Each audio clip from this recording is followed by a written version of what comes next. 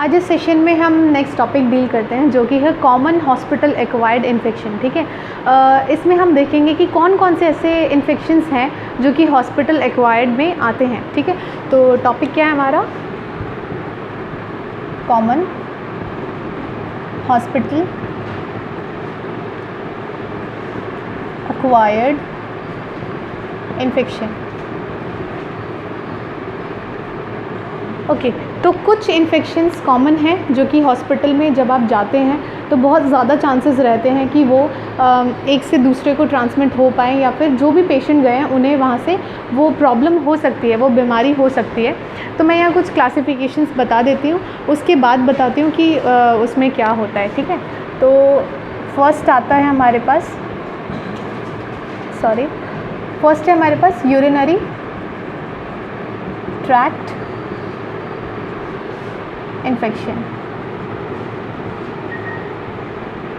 Second आता है respiratory tract infection. Third आता है हमारे पास gastro intestinal tract infection.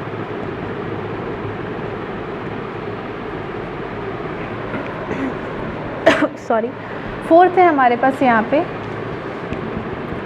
Septicaemia and bacteraemia. ठीक है,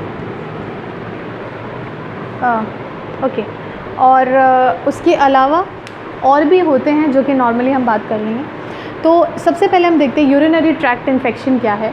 यूरिनरी ट्रैक्ट इन्फेक्शन, इसको हम नॉर्मली यूटीआई भी बोलते हैं, यूटीआई। ठीक है, कॉमन लैंग्वेजेस में ये बहुत कॉमन है। फीमेल्स में बहुत ज़्यादा होने के चांसेस रहते हैं एज़ कम्पेरेटिव मेल में क्या होता है, उनका जो यूरेथ्रा होता है उसका साइज़ ज़्यादा होता है, दैट्स वाई बहुत जल्दी उन्हें यूटीआई होने के चांसेस नहीं रहते हैं।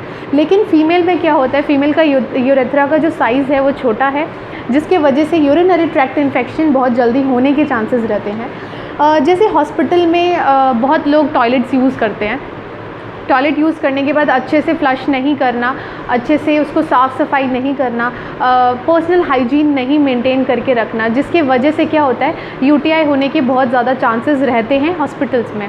उसके अलावा कैथेटराइजेशन जब आप करते हैं, जब भी आप कैथेटर इंसर्ट कर रहे हैं तो उस टाइम पे क्या होता है, अगर ढंग से असेप्सिस नहीं हुआ है, मतलब ढंग से कैथेटर जो है आपने साफ़ नहीं किया है अच्छे से, वो अगर वो स्टेराइल नहीं है, अगर वो कैथेटर जो है आपने अगर कहीं और टच किया है या फिर कहीं और का बैक्टीरिया उस पर है और फिर आपने कैथेटर इंसर्ट किया है, तो उसकी वजह से क्या रहता है, बहुत ज़्यादा चांसेस रहते हैं कि यूटीआई हो जाए। ठीक है, उसके बाद आते हैं हम रेस्पिरेटरी ट्रैक्ट इन्फेक्शन पे।